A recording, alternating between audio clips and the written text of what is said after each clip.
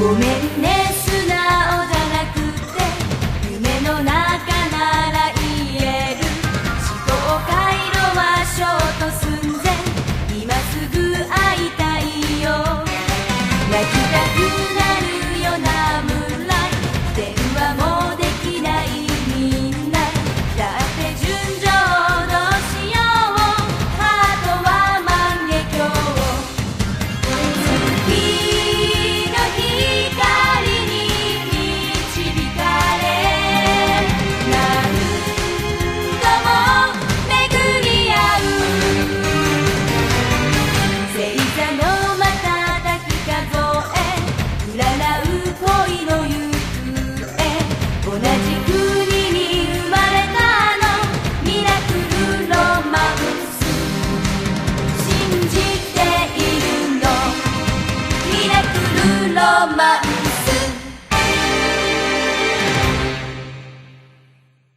Hey guys, welcome back to Moonie Thoughts. I'm Katie, and this is my co-host, hellenjane.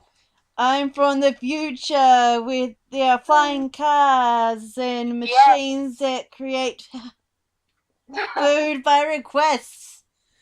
If you are listening to this soon enough after hellenjane uploads it, then it is currently still December 31st here in America, but for her it is January 1st. Yes. They're a whole year ahead of us, guys. By 12 hours, yes. I've been watching some Star Trek lately, so apologies. Alright.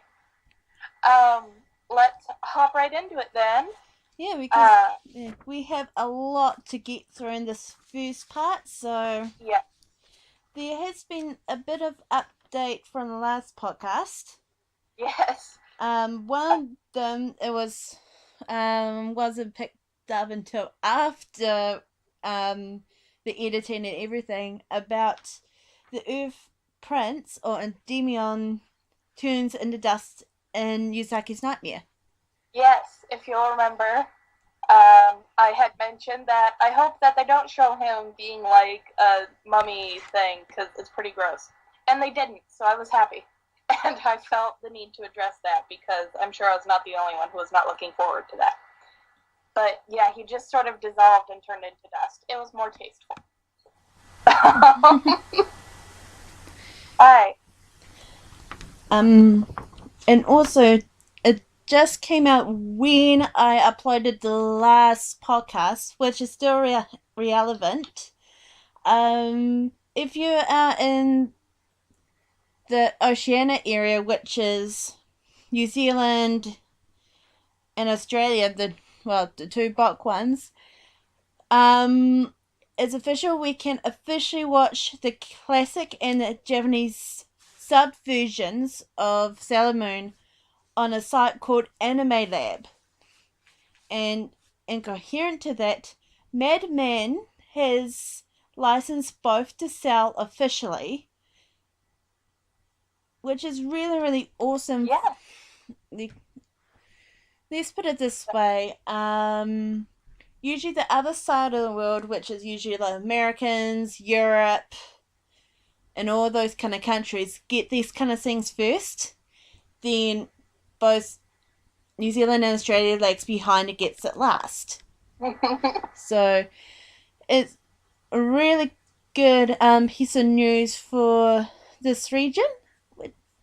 And we'll go ahead and put a link to Anime Lab in the description so that all of you in Australia and New Zealand will know where to go to watch Classic and Crystal. And one thing that picked up with season 2, that is going to be sometime this month, that it falls under the 26 episodes that was stated in the earlier info when Crystal was announced, which I think is really, really, really interesting. Well, it just reinforces that they're probably going to be sticking what we've done so far, which is for each episode it will be one act of the manga. But I still can't wait for it. Yeah, I'm excited. But yeah, Alright. that's all the updated info from last podcast, so we're up to date. So let's jump into the new episodes. A lot happened in these new episodes.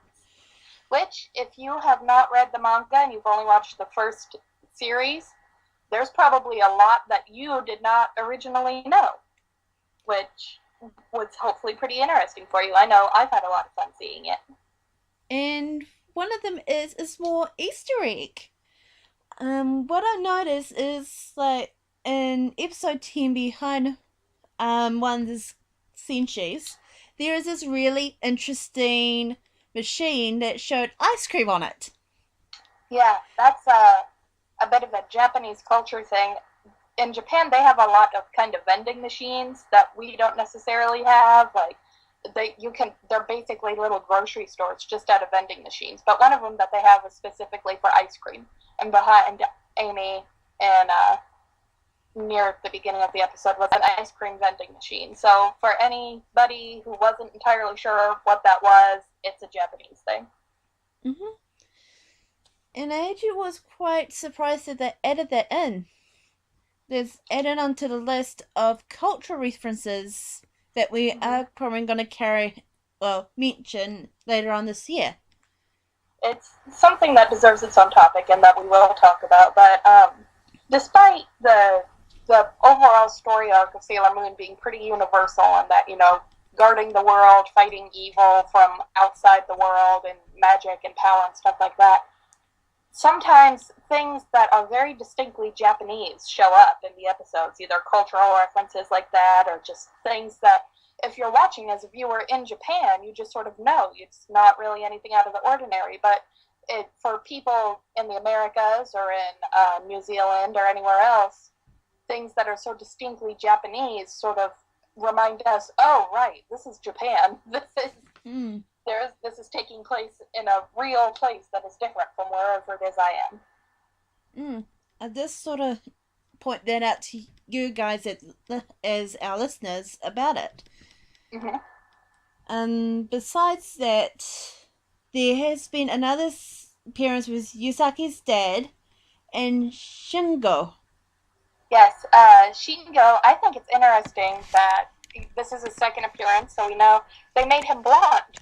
His hair has been kind of more reddish, almost brown before in the previous anime, but now he's blonde like his sister. Yeah. And I'm quite surprised that with Yusaki's dad. Usually we know that he's pretty protective and all that kind of stuff. But in Crystal, he's more, like, shall I say, much more concerned about Yusaki than anyone else. In a scene that, like many, is just straight out of the manga, he mentions, when he looks at Usagi, he can tell that she's getting older and she's not always going to be their little girl that stays at home. And then, of course, her mom says, no, she's always going to be our little spoiled girl. But it's something that is not only right out of the manga, but is important to think about because in the story, so often you get caught up in, her fighting Beryl or whoever she's fighting, and the sense you're remembering their past, that you sort of forget almost that she had 14 years of a whole life before her. She has a family, she has other things she does, and that's just a nice reminder that those things that she had before she became Sailor Moon still exist. Then after that, it's... Yes, and I did just want to add a little note that I think the outfits they wore to the park before they transformed and went to the moon were super cute. They're what they wear in the intro, and I love them. I actually didn't notice that, and usually I'm the one who finds out some more details. But no, it's the same ones that they wear in the intro when Usagi sees Mamoru in the rain and they throw their umbrellas. They're wearing those same outfits that they are there. And I love them. They're really cute. It's another example of them sort of making the series more modern. They're not quite so 80s. Then, of course, after the quick transformation and headed to the Sea of Serenity, where the Moon Kingdom was located, the sword Mm-hmm. has made its appearance. Yes. The Something- sword. If you have not read the manga, it is definitely in the manga, and the same sort of thing happens. The Senshi all have to pull it out together in order for it to budge, and Venus, being kind of the leader of those four, is the one to finally get it out. Mm. Then after she's pulled out the sword, the hologram of Queen Serenity appeared, which And she's beautiful, and it made me sad. yeah, which revealed like the history and the original goals that they have. Mm-hmm. Like what was shown was the reason. Well, one of the reasons why the princess went down to Earth is because of the greenery and the wind and the beauty. But she liked to go down to Earth because the Moon Kingdom was all domed in and everything was artificial. But on Earth, everything was natural. The wind and the plants, everything happened because it was supposed to, not because it was created. So she liked to go down there to experience that, and while she was there, she found Endymion and they fell in love. And I loved how it showed when she was trying to sneak down and she opens the door and Ray is right there and just says Usagi. And they totally bust her. Yeah. Then later on in the history, basically this took up most of the episode, by the way, just to make it clear. It showed Metallia. It showed that she actually came from the sun. She shot out of the sun onto Earth. Then after that, this is a little bit of a spoiler, but if you haven't noticed already, the person that she corrupted that helped start the Moon-Earth War is actually Beryl. Mm-hmm. If you notice about the earrings and the color hair, if you haven't noticed that by now, it's shown her pretty clearly. So I think most people, it hasn't come out and said it, or identified her by name, but it's shown her at least. Yeah. And she was the one who led the war. Mm-hmm. Then, of course, the prince stood up, and then, of course, got murdered. Yeah. Oops. Wah, wah. Yep. Back to the pretty death of either blood or rose petals that we said about last podcast. And of course, this is something that was not in the 80s, in the 90s anime, but it was in the manga. The princess committed suicide. Yes. She took up Endymion's sword and stabbed herself. So, that's pretty grim. Then, straight after the Moon King, like about 2 or 3 minutes or how long, the Moon Kingdom began to crumble. Yeah, it's sort of an unidentified time period between how long that was and when Queen Serenity used the crystal to seal millennia.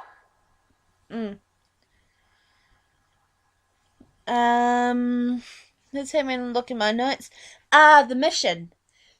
The mission, put it in layman terms.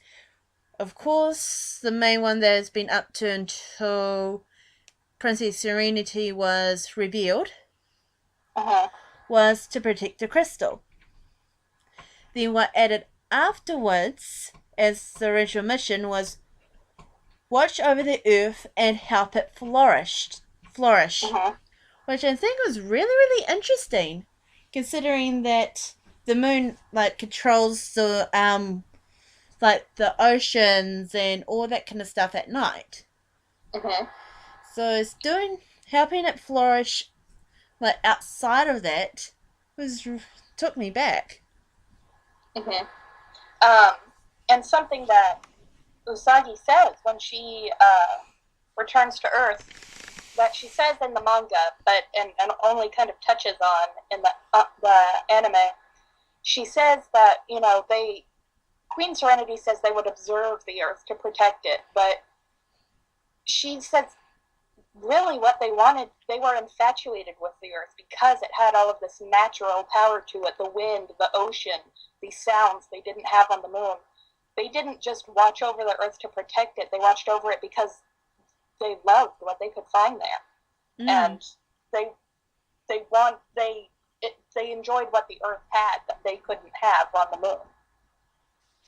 So, considering that, that's probably why they had the artificial gardens, the artificial water. The girls went back after the message has been passed on from Queen Serenity. That we all know that Queen Beryl referred to generals as kings. They all remembered at the exact same time, after stalking the Queen down where Natalia is, that they remembered that they were actually the knights of the Earth Kingdom. But when Beryl found out that they remember and all that kind of stuff, she said that she's not finished with them yet. So that could be a clue why the generals hasn't died off yet. Yes, they're still, she brought them back, they're under her control again, but they're still alive. And, which, later, she sends them onto Earth, and when the Senshi realize what's happened, all of Tokyo is frozen, and they're trying to turn it into this big wasteland so Natalia can come back. That's when Minako finally says, everyone, remember and think back, we learned our history, we know where we come from. Now remember who the generals are. They're warriors under Endymion, they're brave knights, and when we followed the princess to Earth, we met them, and we fell in love with them, which is the first in-story time that they've come out and said, yes, the Senshi and the generals were together as well. They've hinted at it, they've shown artwork that's not in the actual story itself, but this is the first time they've actually came out and said, yes, the Senshi and the generals were also couples. And how they did the battle. Oh, I love that battle. Yeah, that was really, really cool. Especially about Minako, about how she's told one of the generals, remember who you are, that we are your allies, and they are their allies. But they were still under Beryl's full control again, so... But you could see that it was almost kind of starting to get through to them, but then they left before the power could work. And the power that they used was the first show of the Sailor Planet attack. Yeah. Usually, you don't... In the 90s anime, you don't see it until later on, when they end up transporting themselves where D Point is. So, how they used it was really epic. Yeah, that's, I really liked how in this anime, to change the fact that the generals are still alive and that Minako has said, remember that we used to be in love with them, it was like a healing force that they were trying to use in tandem with the moon healing activation to try to help the generals gain their memories back again. Then following after that, which ties in with episode 11, that Endymion finally wakes up and is under Beryl's control. Which, at the beginning of episode 11, Yusaki's dream was about a Demion / Tuxedo Mask. Mhm. It ended up being at near the end of a wake-up call by Luna. Yeah. I thought it was sweet how, Luna gets all upset because Usagi, it's just you. I wanted it to be Endymion, but she picks her up and they make up and it's cute. Yeah. We usually don't see that kind of bonding in the classic anime, but seeing it like that in Crystal shows that they did have time together so they can bond. Yeah, Luna's not just there to boss Usagi around and give her a hard time. They really do love each other. Mm. Usagi, like in the manga, she runs into someone that she doesn't know, and it knocks Mamoru's pocket watch out of her hands. But when she picks it up, it starts ticking again. It had stopped when she went to the moon, and she looks up and she says, from the back, that guy looks exactly like Mamoru. Mm. And then it shows that Mamoru, under Barrel's control, is using his influence, his new powers, to make Motoki think that he's his friend Endo, and uses that to get into the arcade to try to pin down the Sailor Scouts, the Sailor Senshi. Mm. And I thought it was kind of a nice touch. They couldn't really do it in the manga because it was black and white, but Mamoru, when he's under Barrel's control, his eyes aren't that dark blue. They're kind of a brownish red color. Mm. It helps, not only does it help distinguish, he's mind controlled, but it sort of differs. It helps his Endo disguise. It helps say, this isn't exactly Mamoru. He has different eye color, which, it's still pretty close, but at least it's a little different. I just realized something. His eye color is nearly the exact same hair color of Beryl. Oh, yeah. That kind of reddish brownish color? Yeah. That's true. That is so ironic, because that probably shows that he was completely under his spell. Mm-hmm. Yeah, but yeah. Speaking of Motoki, if you don't know, and if you're not reading the manga, Rika, who is Motoki's girlfriend, appears for the first time. Yes, I like Rika. She's cool. And was here she had a crystal book, and on the front it showed the 4 crystals. So jadeite, nephrite, zoisite, and kunzite. There we go. Which ironically connects straight to the manga, which it's when one of the generals was killed, then the quick revival, then they turn into crystals, then break. Mm-hmm. That is... Yeah, in the manga right now, Mamoru is holding those crystals of the 3 generals that have already died. So, and he says, yeah, I have those crystals. And yeah, he does. They're his dead friends. Yeah, which I think actually thought that was a really good tie-in. Mm-hmm. And it's so cute how the Senshi are all going for a meeting at Amy's house, and Usagi gets super excited because it's big and shiny, and Amy is rich. Oh, that's right. There was this scene when they were in the lobby about Minako holding the sword. That I wonder if security will notice if I have the sword on me. Yeah. I was trying to refrain myself from laughing. I also noticed it's really the first glimpse we get of Rei kind of scolding Usagi, because she says, "Don't be so loud, you're embarrassing me, you brought too many snacks." And it's like, they're kind of picking at each other. It's the relationship we know and love. Yes, if you notice, I put a note saying that watch us jinx it. We jinxed it! Yep. We are so sorry. But we all knew this was going to happen at one point.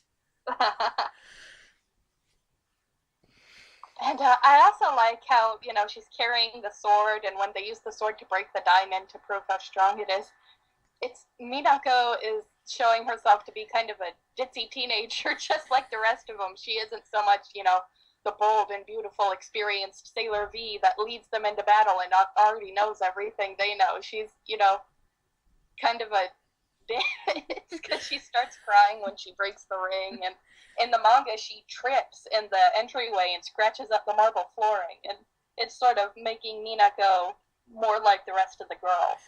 Yeah, I guess that she knows when to be like a normal teenage girl, Yes. and when her experience as a senshi is when she fights.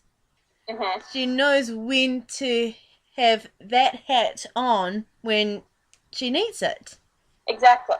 It also proves that she's also human. But yeah, following with the sword, Amy revealed that it was this particular meteorite or something like that, and because of it was a mineral that is not found on Earth. Yeah, I know it's from the moon. And she declared that it was poisonous. Yes, which is also from the manga.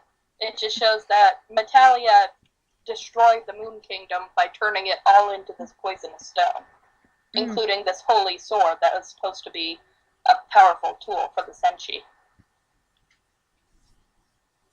Yeah, then of course, time skip. Yusaki wakes up in Amy's bed, or her mother's bed, or something like that. Someone's bed. Yeah. In Amy's house. Then she sneaks out back to the arcade, which is where she encounters Endo for the second time. Yeah. Well, this is the first time she really notices him. She just thought, oh, he looks like Mamoru from the back. But no, it is Endo who starts being really creepy and all over her and saying, play Sailor V with me. Tell me all of your secrets. Yeah, like, it seems that he's playing with her emotions as well, as you noticed. Because if you notice the tone of voice when he was getting closer and closer, his voice would be more subdued. Like he was trying to seduce her in order for the spell to work. The exact same hypnotic spell that he cast on Motoki earlier on. And it's kind of sad because it shows Usagi has, got off of school and is going back to the arcade, and Luna's trying to say, that's not Mamoru. I think he's dangerous, and she says, I know it's not. But she's just so desperate to have Mamoru back that she's going into the company of this other guy who's probably dangerous, but she's just so lonely, and it's sad. And that's when Luna says what you mentioned. Yeah, that she's wondering if she hurt her again. But what I noticed as well that Luna somehow got into the arcade, hurt herself well, and spied on Usagi. Then she alerted the scouts. Well, and also, when Usagi gets to the arcade and Endo is being creepy on her again and she runs away, by the time she runs away, Amy and Makoto are outside and they see what happens. Then when it's like late at night, Makoto sneaked in, hid. Yeah, Makoto was about to bust some heads because they were making Usagi upset and being dangerous. But which is classic Makoto. She's badass. There is a but. She got hit by the exact same mind control spell. Yes. Usagi was able to resist it because she's still so fixated on Mamoru and saving him and who is Endo, what's going on, that she was able to break away in time. But Makoto falls prey to mind-controlled Mamoru's mind-control powers. Which lead to the decoy of an emergency meeting. The key word was crystal. Have you got the crystal? Alarms went off. And worth noting is when she said crystal and the alarms went off, they were like, who's the intruder? And that's when Makoto actually attacked Usagi to try to get the crystal. Oh, yes. But before she could, Rei dived in and kicked her in the face, and she went flying, which I was torn because on the one hand, Rei is being really cool, but on the other hand, she's fighting Makoto, who's my other favorite. So it was difficult for me. And also, in the manga, it's actually Minako who defends Usagi from Makoto, but it's Rei in the anime, which I kind of appreciated because it, a lot of times when there's something going on like that, Minako is the one who steps in, which makes sense because she's the leader and she's more experienced, but at the same time, it's nice to see the other senshi given stuff to do and given importance. Then after that, it showed that Tuxedo Mask and Motoki was on two of the pillars. Then they came down and there was a battle of the crystal. The Senshi's transformed, which Sailor Venus's transformation did not change. Yes, so, I guess that wasn't exactly a decoy princess transformation. They just changed those beams of light from her original transformation into ribbons. Yeah, and it showed her with, as you guys probably saw the music video when it showed that her about the tiara, and we saw that in that video clip. So I guess from then to when it was revealed, we all thought it was going to be just like the other three. Like when they had their original transformation altered to extend it. And also we see we actually see for the first time her little outro bit where she says, I am Sailor Venus, guardian of justice, and that she does her new pose and stuff. So by the name of Venus, I'll punch you or something like that? Whatever she said. Yeah, it's like similar to Sailor Moon. I don't know why, but that outro bit is nearly exactly the same. So they fight Tuxedo Kamen, and he manages to get the crystal and defeats all of them enough to the point where they can't attack anymore. And poor Luna, says, I know I've misled you in the past, but I know you really love me, and I know you'll trust me, and I'm going to protect you. And she attacks Tuxedo Mask. Yeah, and she also said that, I know who you truly love. She knew Tuxedo Kamen was under a spell. And she knew that Usagi had to fight him at all costs. And so she jumps and she bites onto his neck, which is like, wow, Luna, you go. But he knocks her away, and it's bad enough that they do that rose petal blood thing again as she goes flying, which sort of has become shorthand for death. So he basically kills Luna, and that's enough to make Usagi say, hey, that's not cool, and I'm going to make you stop that. And when she's trying to wake Luna up, she holds her in her arms, saying, I'm sorry, I love you. And it can expect to the first bonding moment when she picks her up, saying, sorry, I love you. Exactly. And even when she transforms after that, it's playing this somber, sad music because she's so upset about what's happened to Luna. And as a viewer, if you didn't know what's coming, you don't know. is Luna dead? Is she coming back? What's going to happen? And I thought it was really cool that they changed the transformation music to show that how serious what was going on. And also, I waited until this part because I'm not sure you guys noticed it in the last episode that she has the crescent moon on her forehead now. So until season 2 starts, there is no more tiaras. Oh, yeah. But, like, tying into what happened to Luna, I think it happened, like, with the crescent moon, at that point, shows her respect for her. Yeah.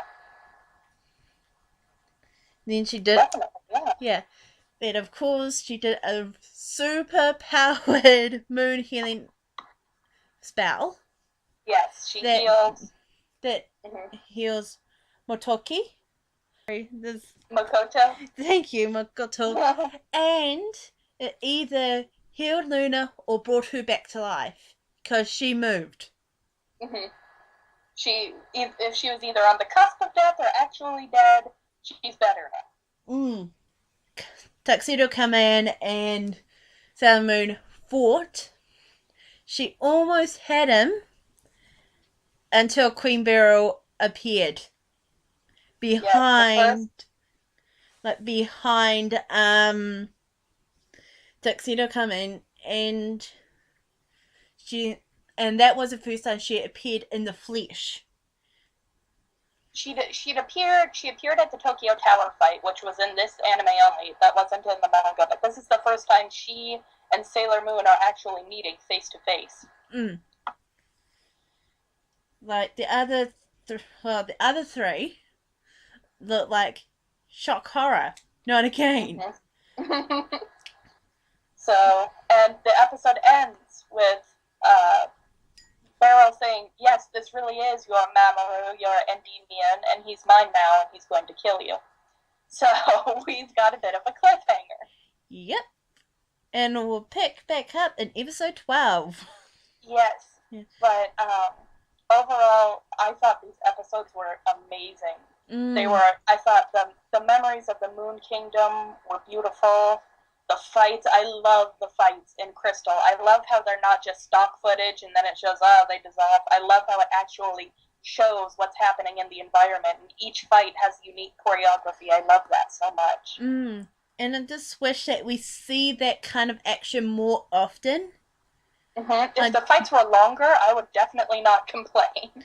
Yeah, I'm not sure it goes for other animes or shows like with that kind of sequence, unless it's like dramas that, of course, they would have a stunt double, and of course they would do a fight scene, and each one is different. But in the cartoon and anime world, you don't see that often. So I really applaud the Toei Animation team for doing that. Yes, it is a very uncommon thing to see in magical girl shows, and I think it's really, really cool. But of course, I will have to link it back to Pretty Good just for this part, because they do the exact same thing. Oh, they do? Yeah, even though the attack fights is similar, but it aimed to that particular episode. The only time they did the stock one is for their main attacks, but outside of that, if it's like a minor attack, they just showed it without any background and aim it at enemy. Oh, I'm glad that is becoming a more apparent trend in Magical Girl, because the stock footage, everyone likes the little dances they do, and they become iconic, but at the same time, it makes it more dynamic and more interesting to actually see it as an actual move and see them interact with the environment as they're doing it. Well, we're going to take a break now. We are going to listen to The Power of Love by Jennifer Seehee. It is one of the songs from the English dub of the anime. and it's always been one of my favorites from the anime. So we hope you guys enjoy, and we'll see you soon.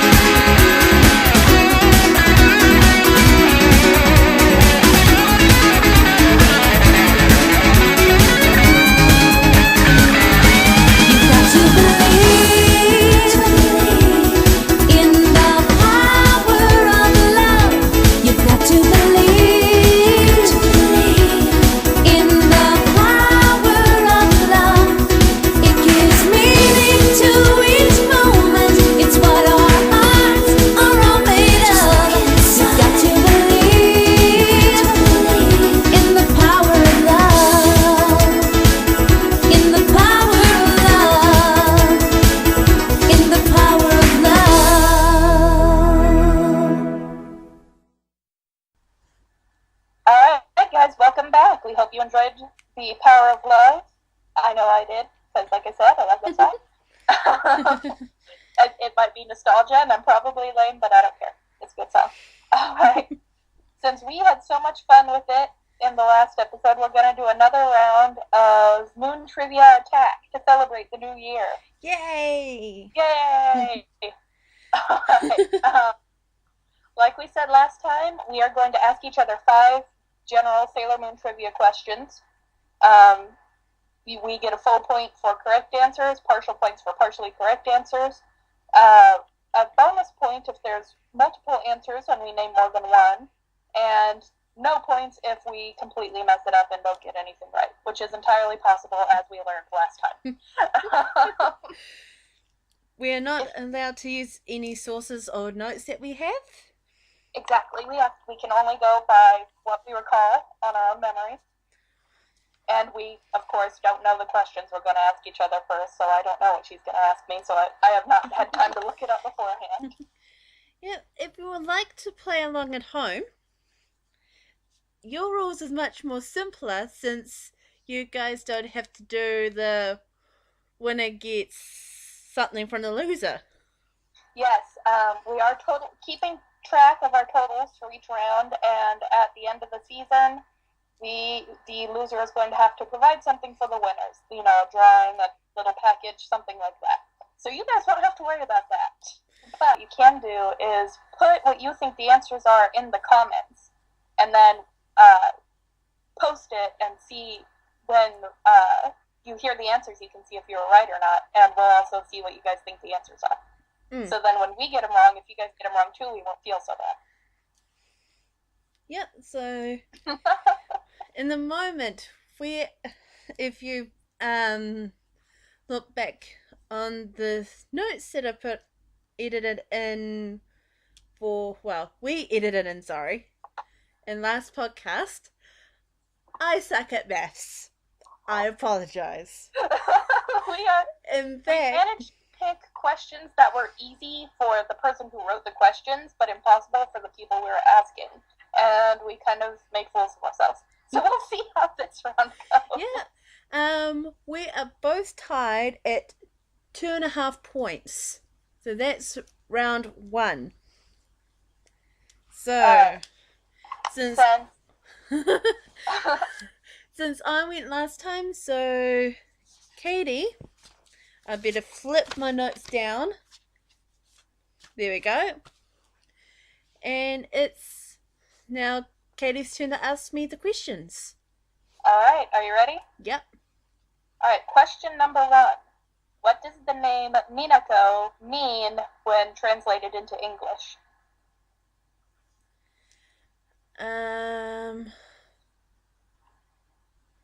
Isn't it love? Partial point, half point. It means beautiful child. Ah. So her last name, I know, means love. I is love. So when you say her name in the full Japanese name order, her name is I know Minako. And no is kind of a possessive, so what her name literally is child of love. So all of the senshis have that last name scheme to them. Like Hino is of fire, Kino is of trees. So just a little extra trivia. Alright. In the English dub, what was the full name that Nephrite used in his civilian disguise? Oh. Shoot. I definitely can't remember. You want to give it a guess? I'm gonna go with Michael. Close. Maxfield. Maxfield Stanton. Which is the most ridiculous name I've ever heard, and I love it. But yes, he went by that name in the American dub, instead of just going by Nephrite, which I can't really blame him, because Nephrite isn't exactly a common name. But, alright, on to question 3. What is the only episode in Sailor Moon R, the second season, that did not get an English dub? What? There was one episode in the second season that did not get an English dub. Which episode was it? I haven't really watched the Japanese version of Sailor Moon R, so I have no idea. Alright. Then that's a no point.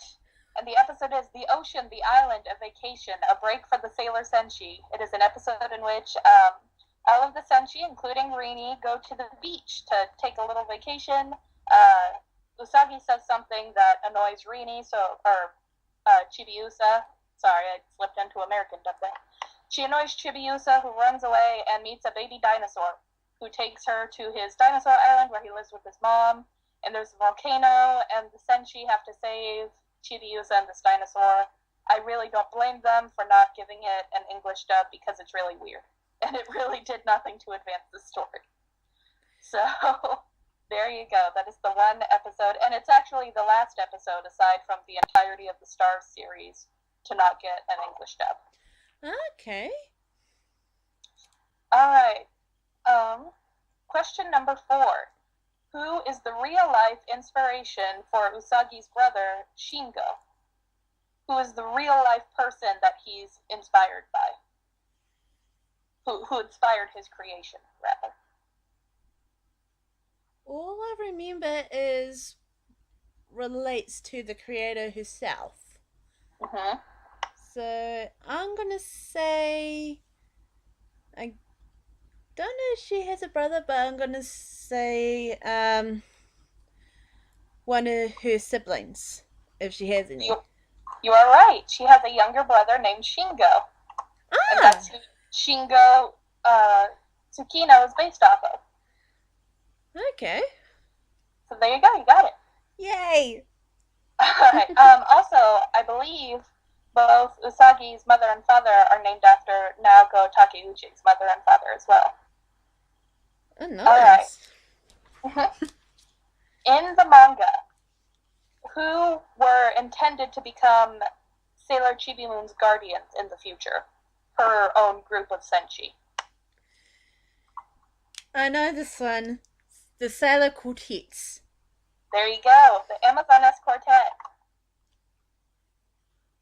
Yay. Who were originally seen as working under Nihilina in the Dark Moon Circus, but they were originally created to be the Senshi Guardians of Sailor Chibi Moon in the future. Nice. Alright, there you go. You got a total of 2.5 points again. Oh, joy. Well, my questions is actually themed. That's what I know we talked about using a theme, but we never discussed what it was. So I just used random ones that I thought up for last time. Right. The actual theme they're supposed to be on is the outer senshis. Okay. This is based on the outer senshis of the outer solar system. Okay. Alright, so the first one is a true...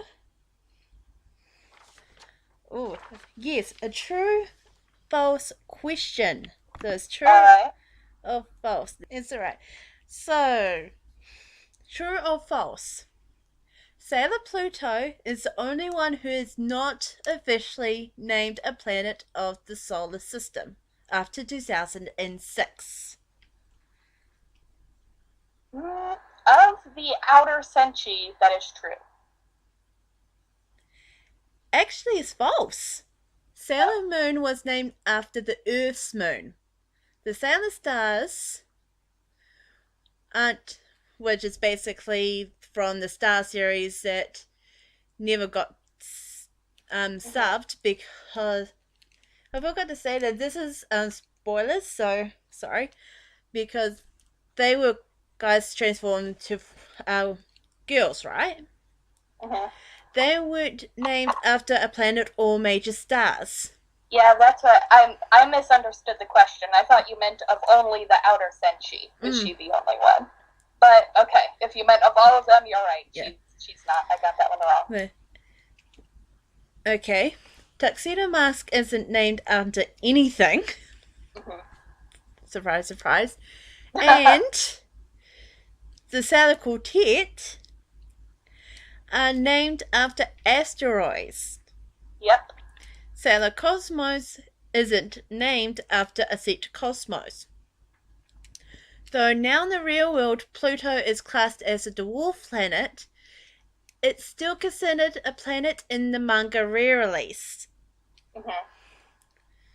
So that is really, really interesting when I was doing the research for these questions. Yeah. Well, that was me not understanding the question. So, reading comprehension fail, I get no point. Yep. Point. Okay. Right. For the first this question has the first bonus point. In episode 1, I think, we talked about Haruka and Michiru. But I've forgotten one piece of info. What was it again? No hints. Wait, repeat the question? In episode 1, I think we talked about Haruka and Michiru, but I forgot one piece of info about them. What was it again? Well, we didn't cover a lot of info about them. I guess the main thing, but I know we discussed it, is that they are, in the original Japanese, they are in love with each other. They are lesbians. Is it that they hold the talismans in their bodies? I don't know if I should give you that point because you did mention about it just before. Then you changed your answer. Well, we did mention that canonically in the original manga and in the Japanese anime, they were lesbians. They were in love. We did talk about that. Well, I will let that slide this time because the information they was looking for, that they were in a relationship, hence lesbians. Yes. What? For the bonus point, I want you to tell me what else of those two we talked about. What we did talk about? Yes, for the bonus point. That in the English dub they were known as cousins? Yes! Okay. Bonus point! Yay! Because of that, you have 2 points. Yay! What was the talismans called in English as a trio?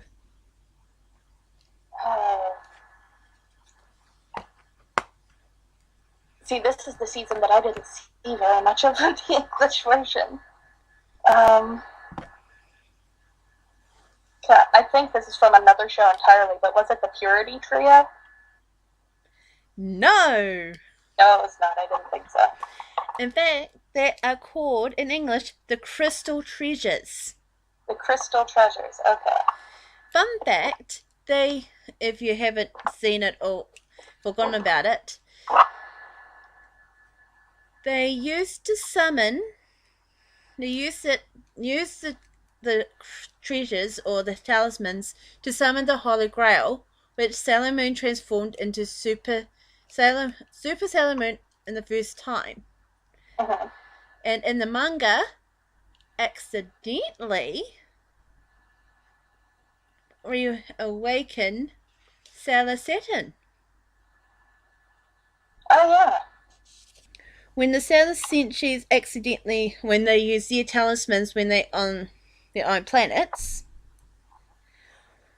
when they accidentally woke up Saturn, she killed them and finished off the Moon Kingdom. Yeah, Saturn does that. Okay, yeah, Saturn is the one who they call upon when a world needs to meet its final end so a new world can begin. So if you connect that from when we said that in the first part about the Moon Kingdom being destroyed as an after effect, now you know why. Sailor Saturn destroyed the rest of the Moon Kingdom after Metalia's seal. Ooh, where did Pluto hide her talisman? Oh, was it in the garnet on her staff? Yes. I thought so, yay. Yes. And here's the thing. It was cleverly disguised since that is the first element we've seen before the other 3 centuries were revealed in the Dark Moon Saga. Because we all know about the staff and the talisman on top. We didn't know until when we found out about the other 3 of the outer centuries that they were looking for the talismans and the pure hearts. Yep, and she kept it hidden for a long time. Then she revealed at a particular point that she had it with her the whole time. And no one knew. So it was, like I said, cleverly disguised. Because Pluto's cool. Okay, so that's number 4. And the last one. Was there a point that Uranus became evil? Uranus.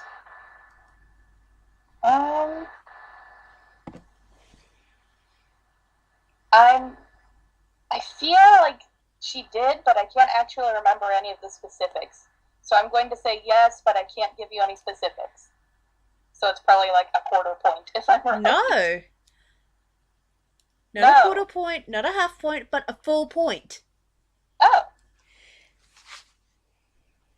So, how it happened in the manga, she was killed, then revived wearing bracelets on her arms similar to Galaxia's. In the original dub, she sold her soul, then received the bracelets. They are gold with 2 different color gems, green and purple. Well, there you go. Evil Uranus. So, you got 4 full points, so that means Yay! you are in the lead. Yay! I'm sure it won't last long. We will put the final count in the video just to confirm it, but I believe that puts hellenjane at a total of 5 and me at a total of 6.5. But did you guys do well this time? Tell us in the comments how you guys did. And if you did like we said and wrote down your answers, post it when you're done and we'll see if we all missed the same question. Alright, so since we have a bit of time before the break, we want to explain two other segments that we might put up in the future as regular segments. Mm-hmm. The first one is Character of the Podcast, which is basically we choose a character. And you guys, of course, are welcome. If you like this idea, send in who you want to see featured first. Mm-hmm. And we will research and tell you guys a bit about them, their role, major or minor, and our thoughts about the person. Mm-hmm. Things like, their birthdays, their home family, if they're a sailor senshi, what we know about their outside family, keynotes in the story, and like hellenjane said, our own opinions, just sort of a character profile of the characters you guys want to know the most about. And the other one that we are thinking about putting in as well is the episode or act of the podcast, which is basically we tell you what episode is from which season, a quick summary about what it is, and if we have time, the enemy of the podcast that ties in with the episode. Yeah, if there is an enemy of the day for that episode, we'll talk about that as well. And we'll give it a general tie-in of what the events of that episode mean for the general story arc of the series, if there's any particular highlights of that episode that we especially liked or disliked. And again, if you have a specific episode that you really want to hear us talk about in depth, let us know. Send us an email. Yep. We're going to go into our second break now. Our break song is going to be Starlight ni Kissu Shite, which is Kissing in the Starlight, Sailor Jupiter's image song. Yep, from the Sailor Moon part of the saga, so we'll be right back. Kiss the starlight, kiss the moonlight. Kiss the starlight, kiss the moonlight.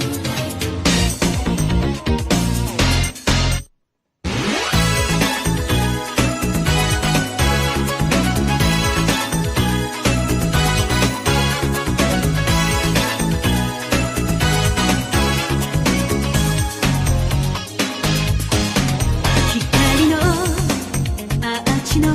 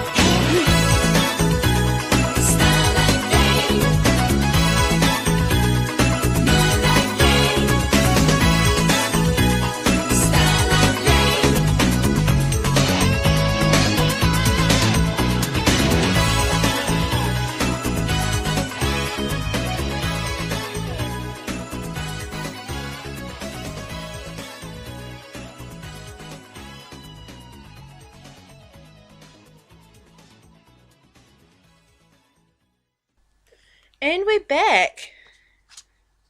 We hope you enjoyed Starlight ni Kissu Shite. It is another one of my favorites. So we're going to jump into our main regular segment, Merch of the Podcast.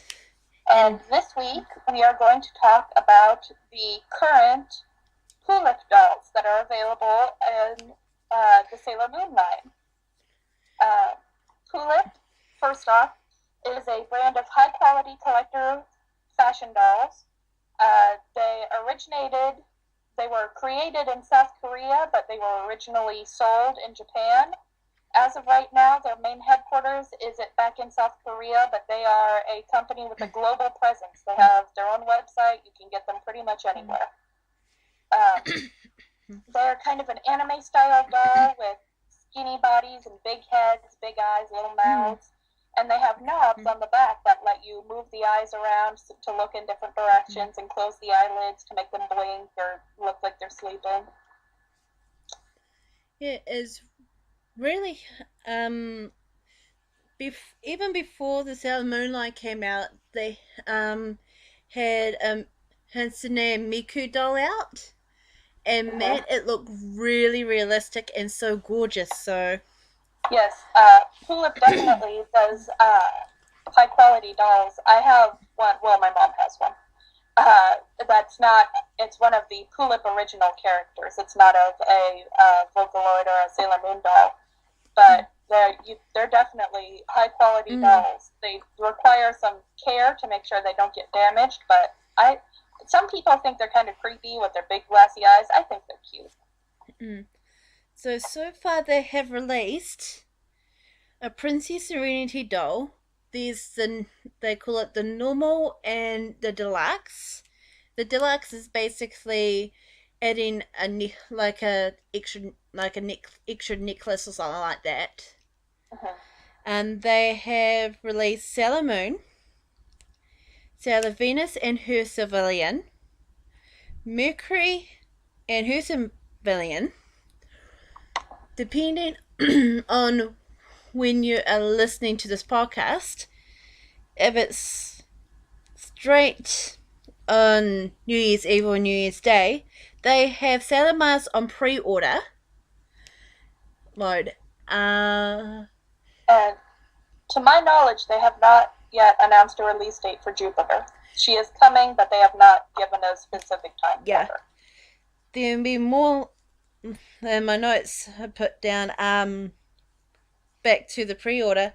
It depends where you listen to it. If it was like way after, the Mars doll will probably be out.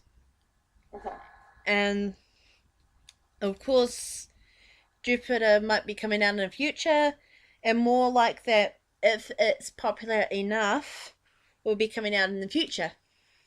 I believe they have confirmed, because they've showed the full set of all 5 of the Senshi, so she should be coming out. They just haven't said exactly when. The outfits have been faithfully recreated. Each Senshi has, the proper shoes for her fuku. They don't all have the boots. Sailor Moon specifically has her brooch, the moon stick, and the little plush Luna that's about the right size for her scale. I just think it's really adorable. It's so cute. Yeah. They have started rolling out these dolls in mostly in 2014, because that's when I keep on spotting it on my news feed.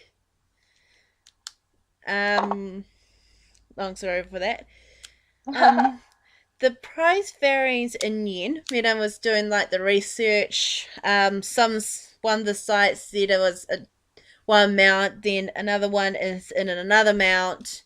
It probably depends on where you buy it and which version you're buying and stuff like that. Yeah. But in English, it's between $125 to $195, depending where you're looking. And that's in Oh, that's USD. yeah. So most places you can find them is at JBox, or if you're 18 plus, JList. Yes, they do have the exact same site, but 2 different areas.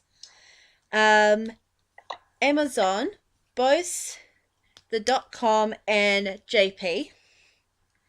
Yes Asia, where you can get the deluxe Princess Serenity, and the Civilians of Venus and Mercury, and also go ahead.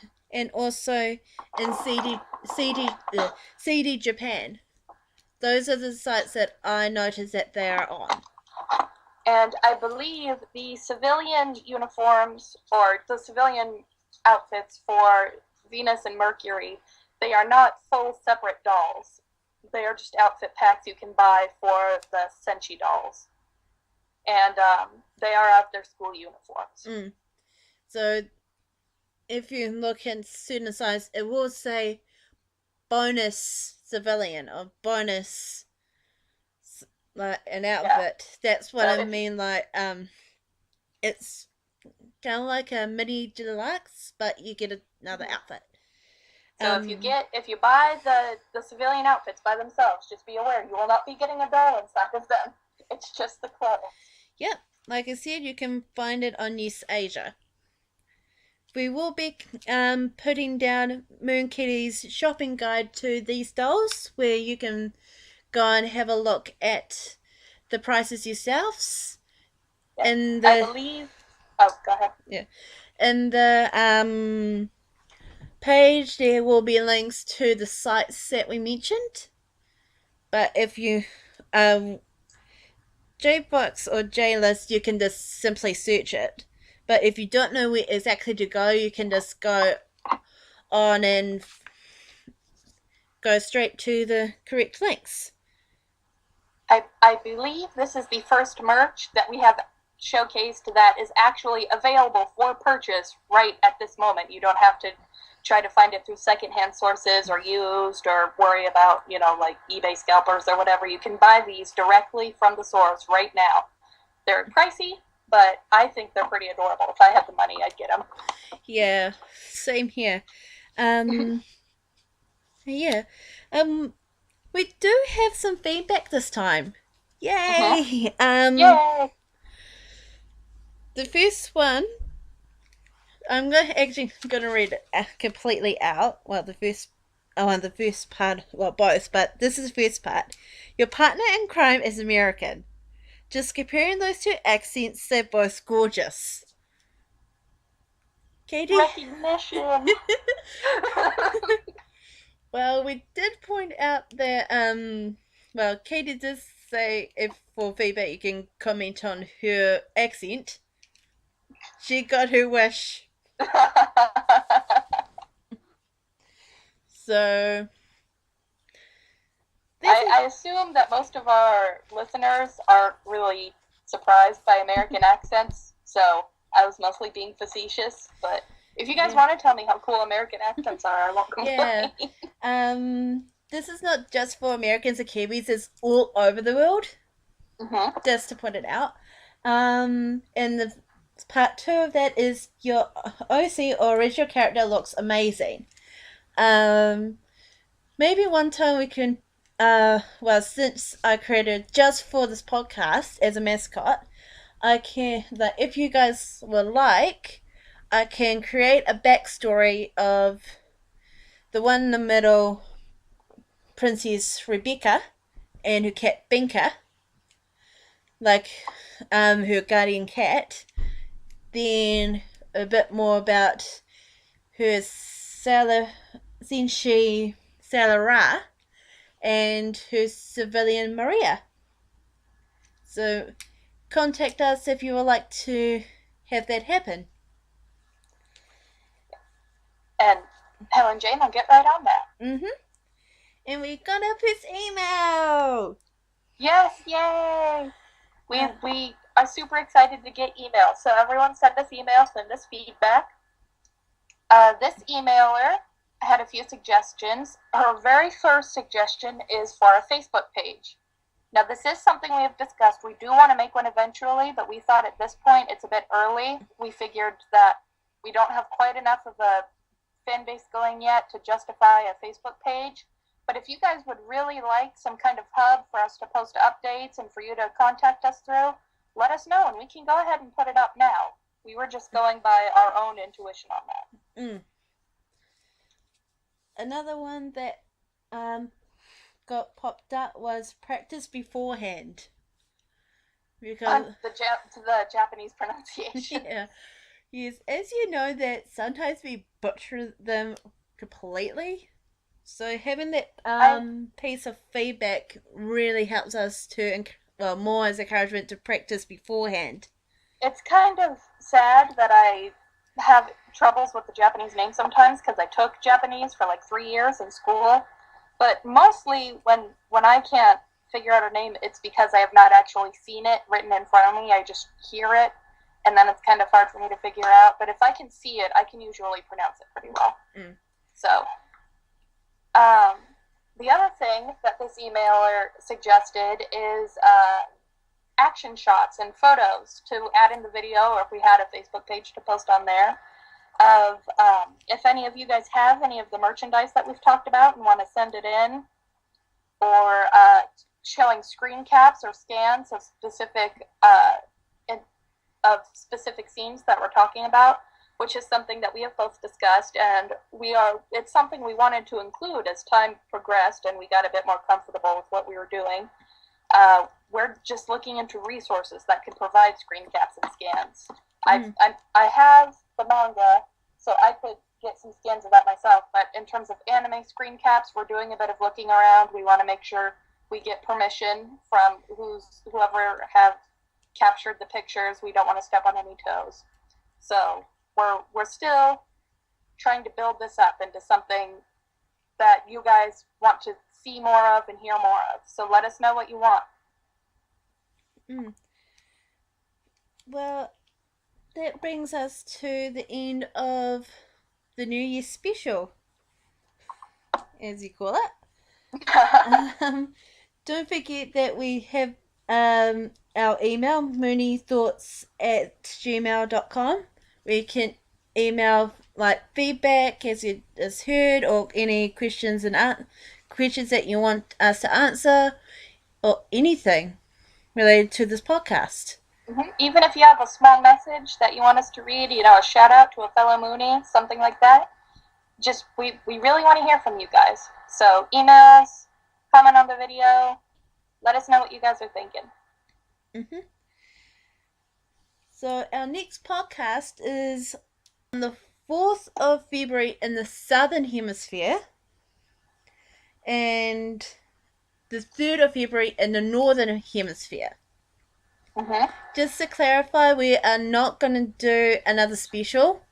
Yes, we all know that's the month of love because of 14th of February.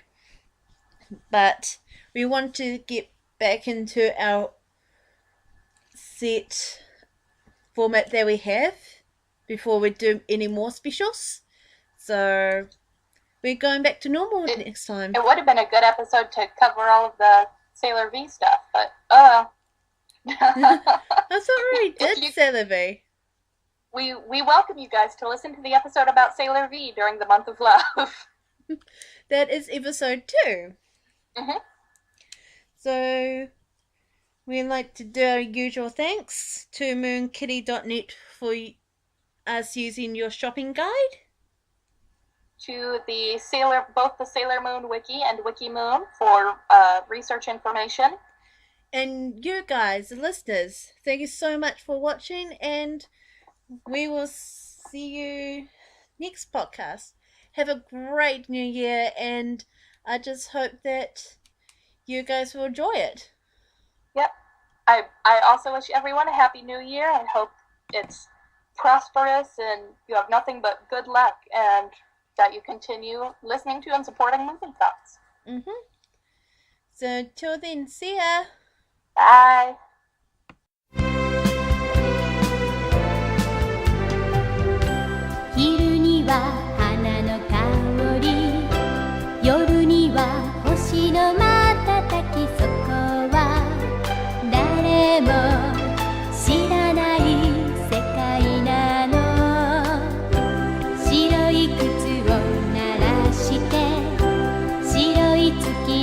橋渡って甘いキスの夢を見てるお姫様が住んでいるの。祈りを捧げてる。きっと幸せにしてくれる。回れ回れ月のメリーゴーラン。涼しげなガラスのドレス翻していつだって見守っているわ。ムームープリンセス